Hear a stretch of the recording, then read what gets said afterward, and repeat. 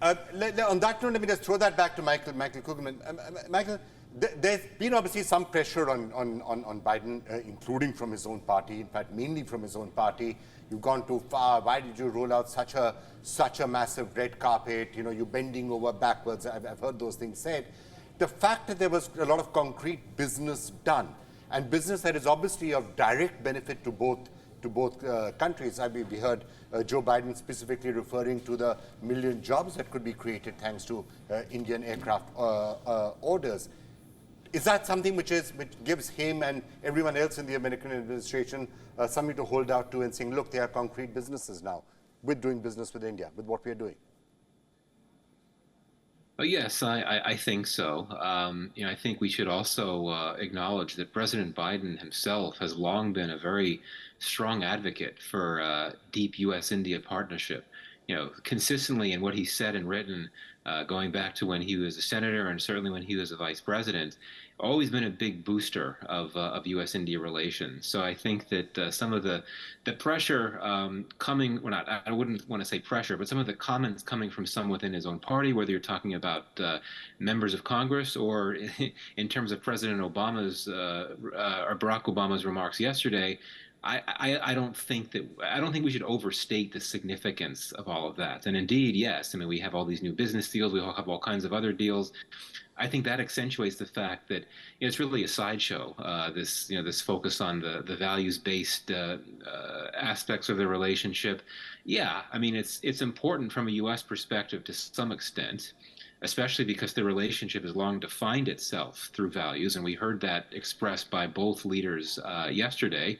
But at the end of the day, this is a relationship that's driven by strategic imperatives, by person-to-person ties, by trust, by goodwill, and by a desire to forge and maintain a long-term partnership.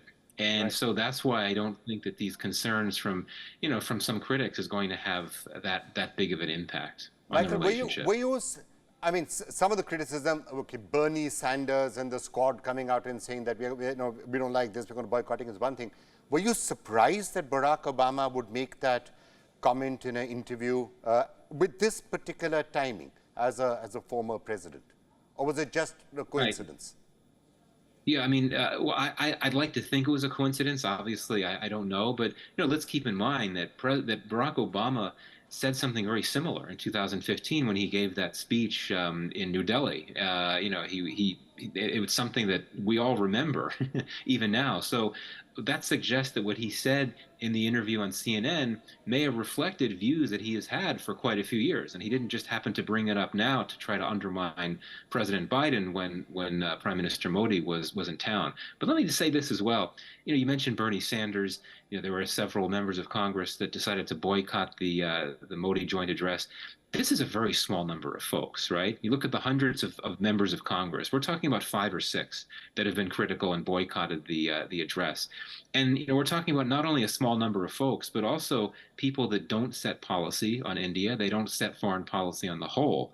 So I think it's important to separate the criticism from the legislative branch, and in this case from an ex-president, from the actual executive branch of the government, which drives the policy. And in my view, even though it may be concerned about some of the things playing out in India internally, are fully committed to pushing the accelerator on this relationship. And I hear in my own private conversations with U.S. officials these days, and really over the last few months, an emphasis on this idea of taking things to a new phase. I keep hearing that phrase, and I think that suggests just how much of a desire there is to really push things forward.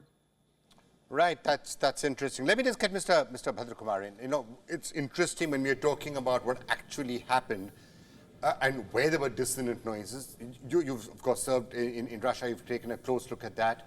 Not that much dissonance, at least publicly, not even harsh comments or questions being asked and all that about India's relationship with Russia. Is that now something, therefore, that is water under the bridge? It's accepted that India has its own position on that. India is not going to shift that position. Let's accept that and move on. You see, this is the known unknown here. What is obvious is that Russia didn't really figure as a contentious issue during this visit. There is no attention at all, in fact, on India's stance on Ukraine. I didn't see at least. And in closed-door meetings, closed-door discussions, there definitely would have been mentioned tangentially while Yes, talking yes, to yes. to On the Congress. whole, Not an era of war, those statements On repeated. the whole, I think President Biden's remarks on Ukraine were also very moderate. I mean, he didn't say anything, in a way to condemn Russia in the way that he does usually. I think he was very restrained. So you can imagine that, that Russia is not a factor there. Now that is paradoxically the most troublesome element here, because Russia is going to be a factor. And in fact, the war has reached a tipping point. And now what happens is everyone is holding breath. It could be, a direct confrontation between Russia and the United States, Russia and NATO. It could be that way. There is again renewed talk of use of nuclear weapons, tactical weapons. So that becomes a wild card, which could derail a lot of it is a wild card. And therefore, when we speak about the atmospherics and so on, there is going to be a very big challenge for Indian foreign policy and diplomacy. We will be called upon to take a stance. So the feel-good that has been generated here can also dissipate very fast, because that is, for the American foreign policy today, that is at the center stage, the world order, All right. I'm just going to throw that to Ambassador Arun Singh, and also former Chief of Air Staff R.K.S. Bhadoria is joining us. So I'm going to be asking him about the GE deal and some of the other concrete things that we've just seen announced. But just before I come to that, Indrani, one of the things you must be so delighted, not mentioned, didn't come up. You remember all former summits used to be largely about the P word, Pakistan, what's happening with Pakistan, Pakistan X, Pakistan Y. Wasn't mentioned, and no one expected it to be mentioned, which is also rather heartening. No Yes, sign of it anywhere. Yeah, no, it wasn't mentioned. And Not even a shadow, not even the ghost of no. the P word anywhere. No, nowhere. And I mean, I know that there was some discussion on terrorism, but there was definitely no discussion on Pakistan.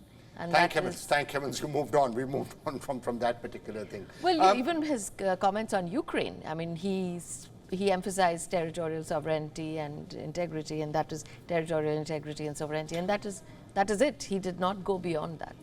All right.